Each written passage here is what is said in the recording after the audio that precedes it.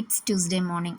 Actually இது இன்றைக்கி காலையில் எடுத்த வீடியோ தான். எப்படியாச்சும் இது இன்றைக்கே எடிட் பண்ணி அப்லோட் பண்ணிடணுன்ட்டு இப்போ தான் வாய்ஸ் கொடுத்துட்ருக்கேன். காலையிலேயே ஃபுல்லாக க்ளீனிங் ஒர்க்காக தான் இருந்துச்சு. ஏன்னா நாளைக்கு பூஜைங்கிறனால இன்றைக்கி எல்லா வேலையும் முடிச்சிட்டோம்னா காலையில் சாமி கும்பிட்றதுக்கு ஈஸியாக இருக்குமேன்ட்டு அந்த வேலையை தான் பார்த்துட்டு இருந்தேன். ஆக்சுவலி 1 வீக்காகவே கொஞ்சம் க்ளீனிங் வேலை போயிட்டு இருந்துச்சு, டஸ்டிங் பண்ணுறது எல்லாமே.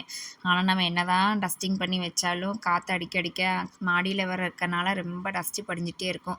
அப்புறம் காலையில் எழுந்திரிச்சு லைட் எல்லாமே டஸ்ட் பண்ணிவிட்டு குளிச்சுட்டு வந்துட்டு ஃபஸ்ட்டு சமையல் வேலையை முடிச்சிடலான்ட்டு அந்த வேலையை தான் பார்த்துட்டு இருந்தேன். ஏன்னா நம்ம அடுத்து க்ளீனிங் வேலைக்கு போனோம்னா கண்டிப்பாக எல்லாம் முடிச்சு வர்றதுக்கு ஆஃப்டர்நூன் ஆயிரும். சரி சமைச்சு வச்சிட்டோம்னா நம்ம பொறுமையாக எல்லா வேலையும் முடிச்சுட்டு சாப்பிட்றது கரெக்டாக இருக்குமேன்ட்டு காலையில் பருப்பு சாப்பாடு தான் சிம்பிளாக முடிச்சிடலான்னு பருப்பு சாப்பாடும் பீட்ரூட் பொரியலும் கொஞ்சம் பாவக்காய் ஃப்ரை மாதிரி பண்ணிடலான்ட்டு அதுதான் ரெடி பண்ணிகிட்டு இருந்தேன்.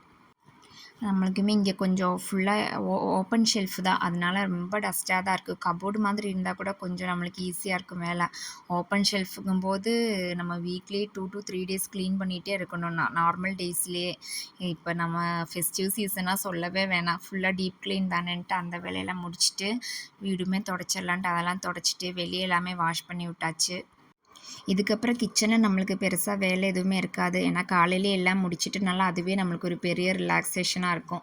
ஸோ அதையும் முடிச்சுட்டு அதுக்குள்ளே பெட்ஷீட் எல்லாமே வாஷ் பண்ண போட்டிருந்தேன். ஸோ அதுவுமே ஓடி முடிச்சிருச்சு. அதெல்லாமே காய போட்டுட்டு வந்தால் நம்ம யோகி குட்டி பார்த்தீங்கன்னா ஒரு அட்டகாசம் பண்ணிகிட்டு இருந்தேன். ஜன்னல் மேலே கம்பியை பிடிச்சி இப்படி தொங்கிட்டு இருந்தியா.